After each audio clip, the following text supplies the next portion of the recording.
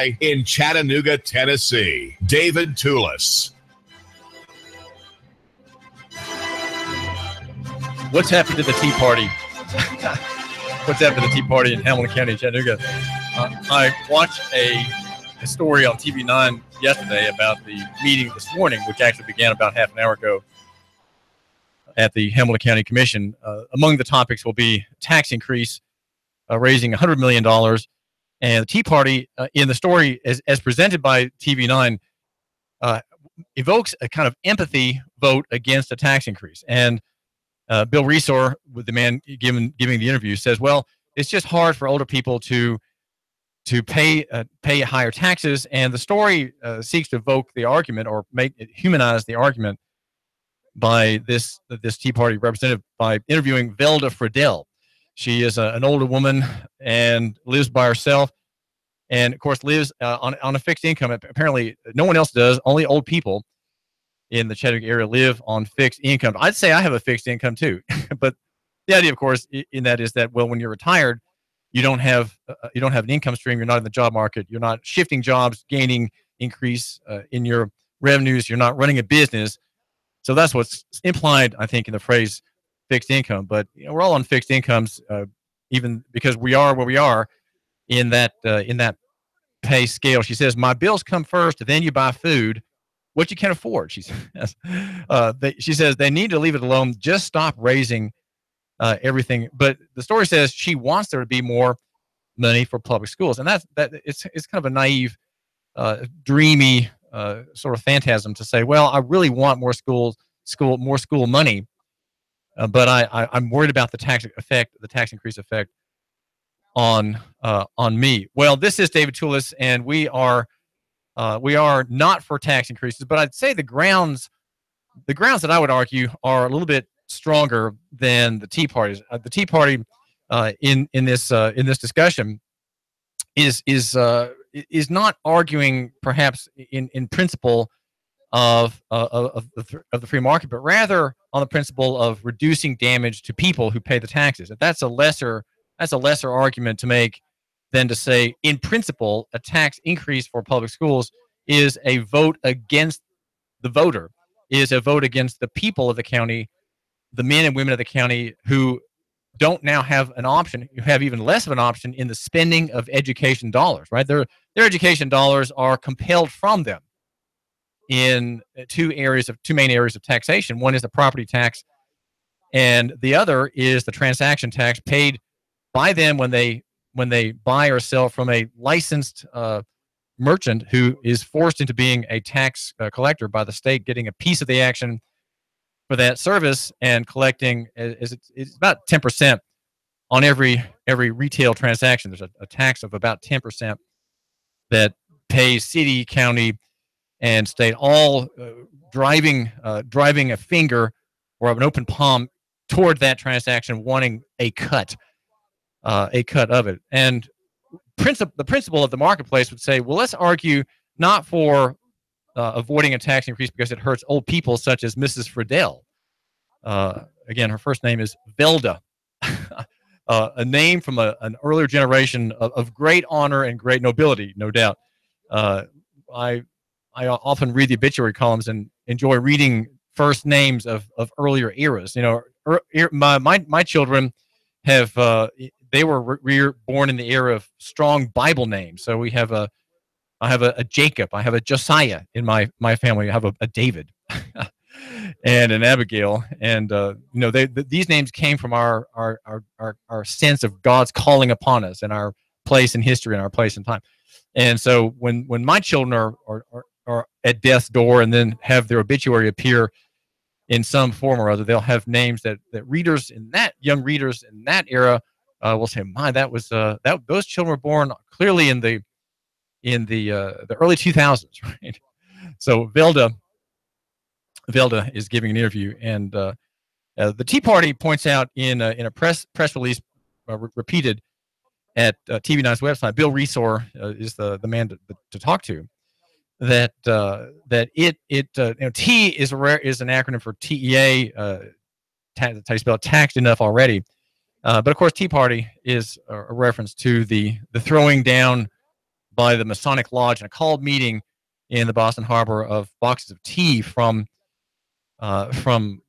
parties who were escaping. I think they were escaping the impost, and there was resentment against these parties who were slipping by, and so their product was dumped into the harbor.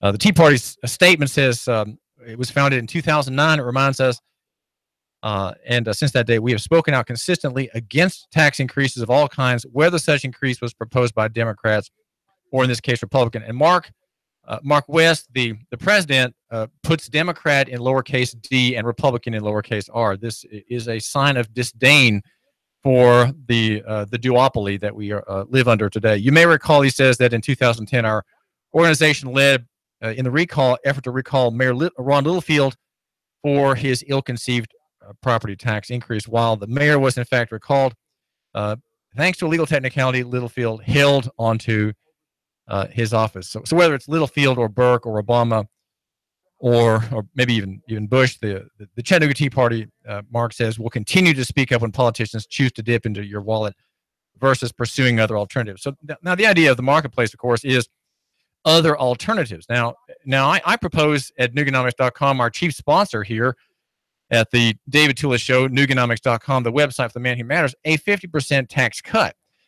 Now that is, if you do it that way, I think if you propose a tax cut of 50%, it's a shock to the system. Right?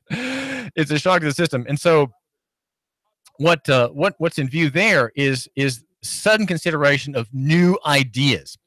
If the system has to face a 50% tax cut, then new ideas have to come to the front. And that would be, how do we become more efficient? How do we really serve? Who is our real customer?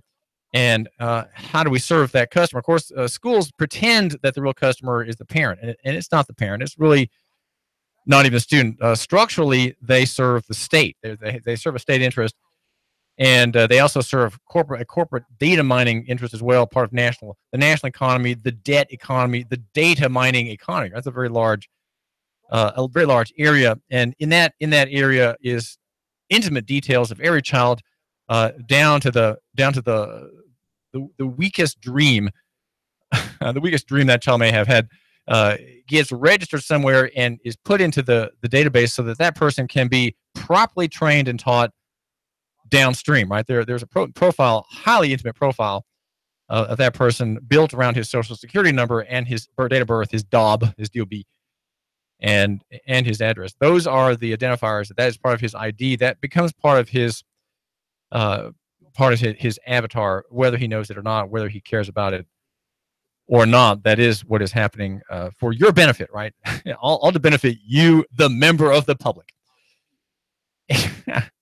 Well, I looked, proposing a tax cut. Well, just let me tell you why a 50% tax cut should be considered by the Hamilton County Commission, but it won't be. And the argument, you'll read the argument this morning at Nooganomics.com. Please read it, okay? And I ask you to subscribe to Nooganomics.com.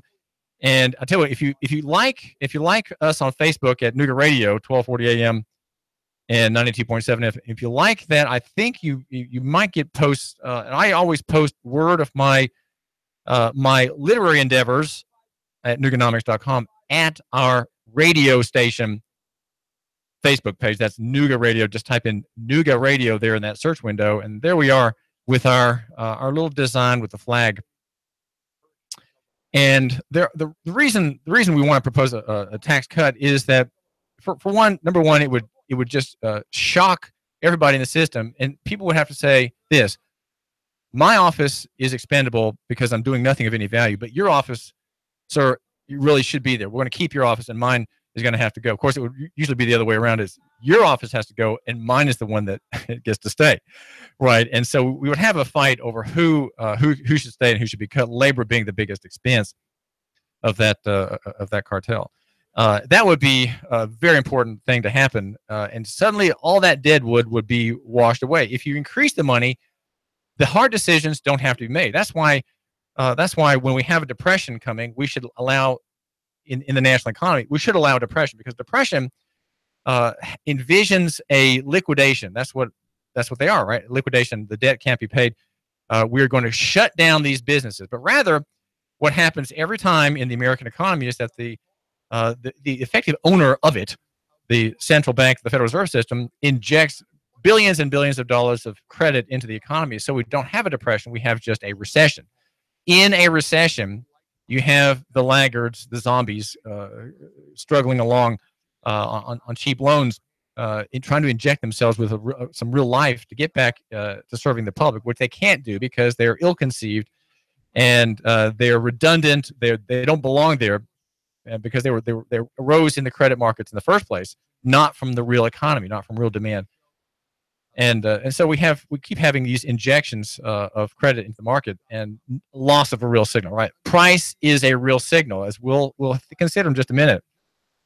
How price is a real signal in the coming hurricane. We have Irma now, Harvey and Irma coming, and as evacuation orders go into effect around the coastal regions, we have this question about the real value of price. Price being opposed by the state, right? The state is the enemy of price. The state is the enemy of the market. Even here, there on the shorelines, along the highways, and service stations along the way out, there is the state saying, no, you must sell at the old price, and we cannot have a new price that reflects increasing surge in demand. We cannot have that, and that the fact that we have the state through what are called gouging laws prohibit the use of price means that you have misallocation and deadwood. You have misallocation and deadwood. You have people able to get things that they don't really need. They're just stocking up, and people who find a product like cartons of water necessary, they can't get it. They can't get gas. They can't get necessaries. They can't get rolls of toilet paper, rolls of paper towel. They can't get it because of gouging statutes, which again are a state trying to help you out, right? The state says you are incompetent to set a price. You are incompetent here in Hamilton County to have an education marketplace. We cannot allow you to have an education marketplace. In fact, so ill-confident are we in you, my listener, at Nooga Radio, that we're going to, in fact, raise taxes. We're not going to cut taxes in respect to your decisions and free up capital. We're not going to cut taxes and free up half of the $417 million county budget that goes to schools for you. No, we're not going to let you do that. We're going to do that. We're going to spend that money for you in this sector because we think this is an important sector, and we have a civic duty to subsidize it. Now, I've gone through the school's budget for 2016 was $414.8 million. So think if the tax rate were cut, let's say that translates into a 50% cut in the budget. It wouldn't exactly do that, but let's just pretend that it's approximate. Okay, so you suddenly have a school system that has $207.4 million in outlays for the coming year. You would have suddenly people coming to help. Okay, you would invoke the marketplace. That's what happens when you have real pricing, where services are priced as they really are, and not overpaid for and not subsidized blindly, which is what's happening. Whenever you have a school cartel, you have a blind subsidy that disregards price you're disregarding price for a noble reason, right? Our children are so important that we can't worry about details like that. We can't worry about what it costs to educate or to school or to train or to tutor a child and to supply him with books and field trip experiences, software, and the like. We can't. It's too important to price. And so what happens is, from that noble impulse, you have the unit cost per year at past $10,000. I didn't make that calculation this morning, but it's probably $12,000 to $13,000 a year. Whereas the real price in the real market it could be $1,000. It could be a couple $1,000. And everybody involved in that transaction getting what he or she wants, every child getting what he or she needs, and a genuine exchange between providers and sellers and parents who engage a tutor for this or for that. So 50% of taxes go to schools. The total county budget, just to give you some perspective here, according to the 2016 CAFR, which is the Comprehensive Annual Financial Report, the CAFR puts the county budget at $417 million, and 61% of the total budget for Hamilton County goes to school. Now I've got seeming discordancy in the numbers, and we'll get to those, and it's just a matter of the function of time. I didn't have all the time to study what I was looking at and printing out from the CAFR, which, by the way, is available online.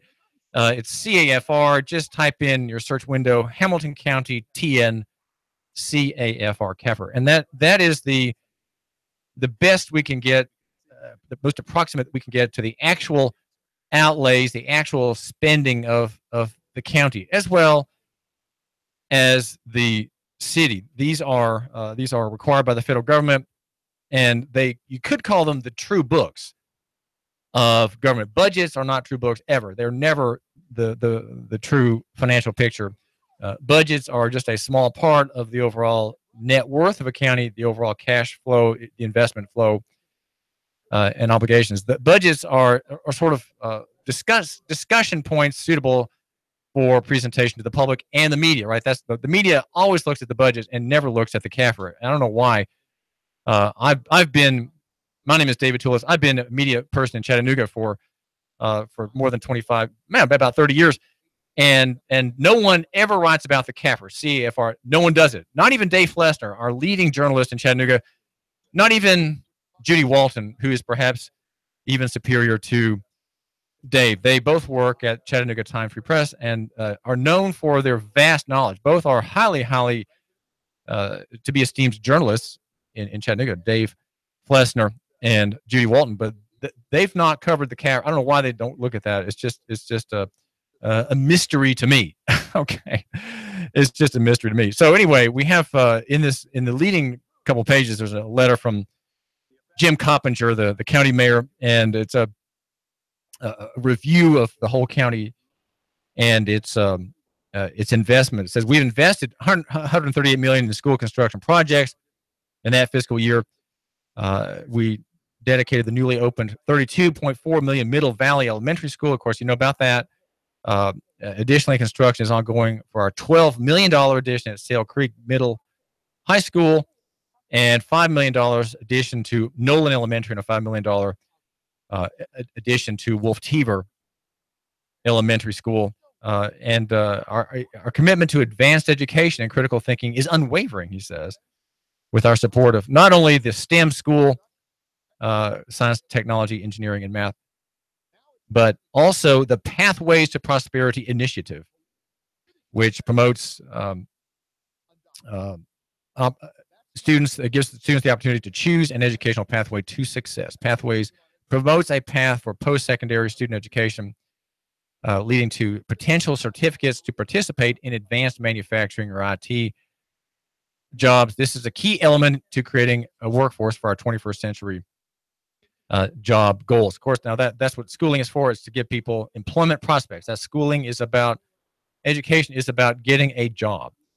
Now, just as we go, and you can see some of this, by the way, at Nooganomics.com, the story this morning, I just posted before getting into my, traveling into my studio here at Nooga Radio. 50% tax cut would spur sharp improvements in county schools. Now, that is the marketplace arguing.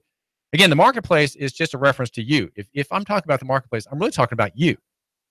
You are the market. The debt in the county for schools, which are a separate corporation, is $258 million bonded debt. That's the total debt for the county is $100 million more than that, is $285.15 million. So the total county debt, bonded debt, $285 million. And of that, the schools have $174